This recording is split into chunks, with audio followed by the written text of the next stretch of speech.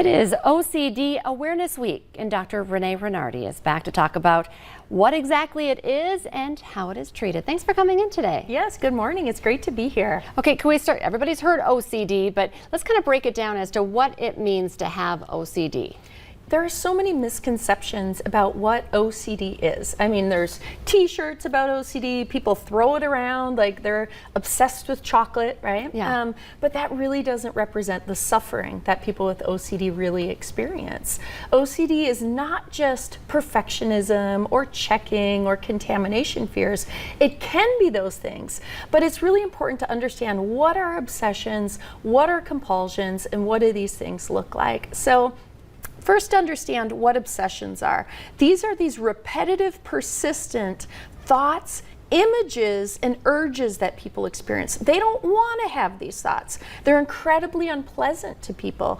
And same goes with the compulsions. These are all the behaviors that people do to try to neutralize or get rid of those icky thoughts, feelings, and images that they have. So these are the fix-it behaviors that really don't end up fixing it in the end, but actually feeding the OCD and making it worse. And it sounds like you see some similar themes when we're talking about OCD in obsessions and compulsions. What are some of the themes that you see that might be an eye-opener for people? OCD manifests in so many different ways. So of course it can be contamination, it can be checking, but the type that I see most often in my office are intrusive thoughts. So and this can manifest in a few different ways as well. So this can come across as self-harm, where somebody is cutting steak at dinner and being afraid that they're going to take their knife and stab it into themselves or stab it into their loved one. There's postpartum obsessions that people have, fear of hurting or sexually assaulting their new baby.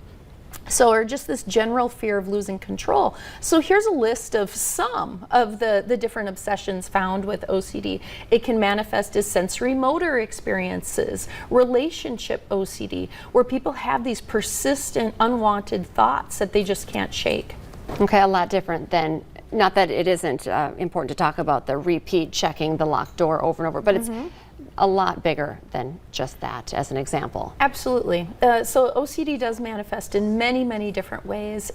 Religious obsessions too. So I'll work with clergy across the country talking about religious scrupulosity OCD, where people are coming in to confession 3 times a day because they were going 1 mile over the speed limit. So these are excessive worries that people have. And how about with the compulsions then as well? So compulsions can manifest in a number of different ways as well. So, and here's some ways what that may look like. So of course we see checking and washing and cleaning compulsions, but there's reassurance seeking, which is also very, very common. Avoidance behaviors. So reassurance can be tricky too, because especially with children, they may have a moral scrupulosity problem where they thought they cheated at school, when they just maybe glanced over to their classmate and come home and confess, I think I cheated at school. Do you think I cheated? Do you think I should tell my teacher?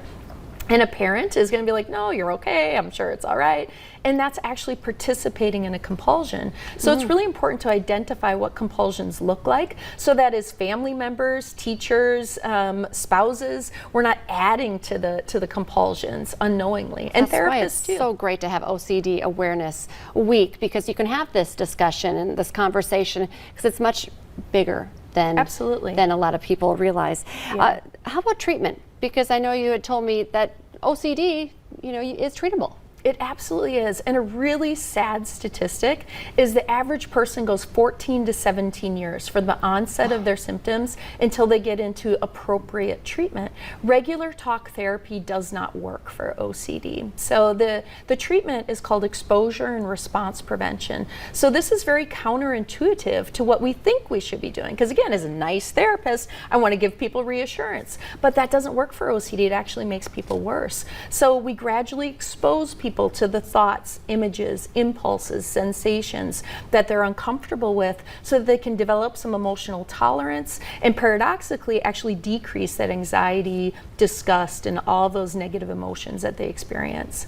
Identifying it in yourself is one thing, and a process. I mean, that was a lot longer than I realized. We're talking years and years. Can you suggest help to someone else if you see these behaviors? It's a really good idea. Most of the time, people with OCD, they know that this isn't quite right. Most people with OCD have good insight, but they're horrified to tell anybody else. It's very difficult to say, oh yeah, I'm having obsessions about sexually abusing my child when I change their diaper. Like, who do you talk to about that? When you're horrified and you're so fearful of doing these things. So it's important to break the stigma around these things, and that's why awareness is so important for OCD and really all mental health conditions, to let people know that they're not alone, they probably didn't invent it, and there is effective treatment available. And the resources were just up on your screen right there. We will make sure we get the resources posted on our North Dakota Today Facebook page as well. Dr. Renardi, always great to have you in. Thank you so much. Great to be here. Thank you. Stay with us. Coming up next, we are talking to Western State Bank about an upcoming seminar that will simplify the home buying process.